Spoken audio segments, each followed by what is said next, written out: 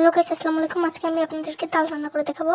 তো এখানে আমি একটি তালকে এক তাল আছে, এখানে 3 তাল নিয়েছি। 3টি তাল থেকে এটাকে এভাবে রস বের করে নিয়েছি। তো এখন এই তালটাকে জাল করে নিতে হবে। এর জন্য প্রথমে আমি গ্যাসটাকে অন করে দিচ্ছি। এবার এটাকে ভালো করে নেড়ে মিশিয়ে নেব। এটাকে ততক্ষণ নাড়তে হবে যতক্ষণ পর্যন্ত বলক না উঠছে এবং ফেনা সৃষ্টি না হচ্ছে। আর এটাকে অনবরত নাড়তে হবে যাতে নিচে লেগে না যায়।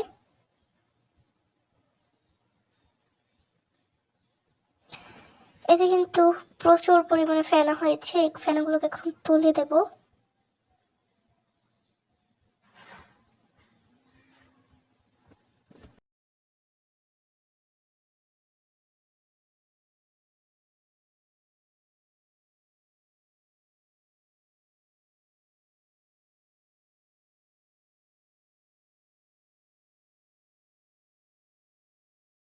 আমার কিন্তু অনেকখানি ফেনা উঠে গেছে। এখন এর মধ্যে আমি দিয়ে দেবো নারকেলটাকে দিয়ে ভালো করে মিশিয়ে নেব।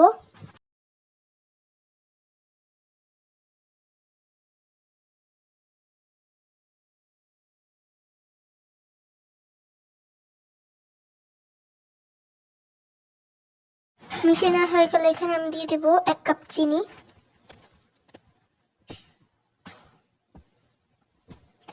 এরপর আমি চিনিটাকে দিয়েও ভালো করে মিশিয়ে নিচ্ছি।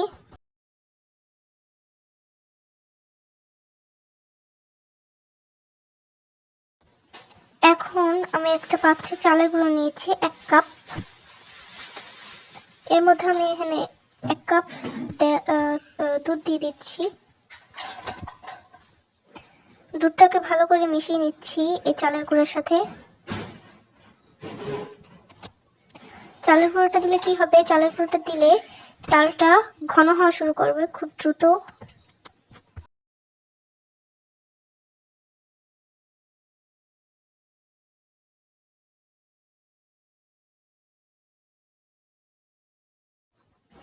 এখন এই তালের মধ্যে আমি সেই চালের গুঁড়োটা দিয়ে দিচ্ছি,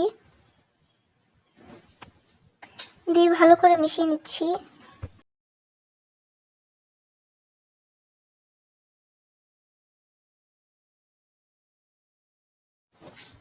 চালের গুঁড়োটা দেওয়ার সাথে সাথে কিন্তু ঘন হওয়া শুরু করেছে। তো এখন এভাবে করে নাড়লেই হয়ে যাবে। তো এর মধ্যে এখন দিয়ে দিচ্ছি দুধ।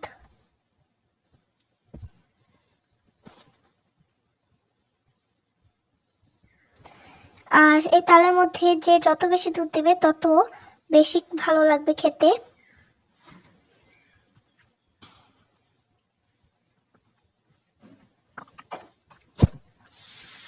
আমরা কিন্তু এখন একটু অল্প দুধ দিয়েছি, তবে কালকে আবারও দেব, এরপরে আবার দেবো। প্রতিদিন এর মধ্যে করে দুধ দিয়ে জাল দেবো, জিনিসটা খেতে আরও বেশি ভালো লাগে। তো এখন এটাকে উঠিয়ে নিয়েছি, উঠিয়ে দেখেন কত সুন্দর হয়েছে। আর এটা কিন্তু খেতে অনেক মজা হয়েছিল। আল্লাহ হাফেজ।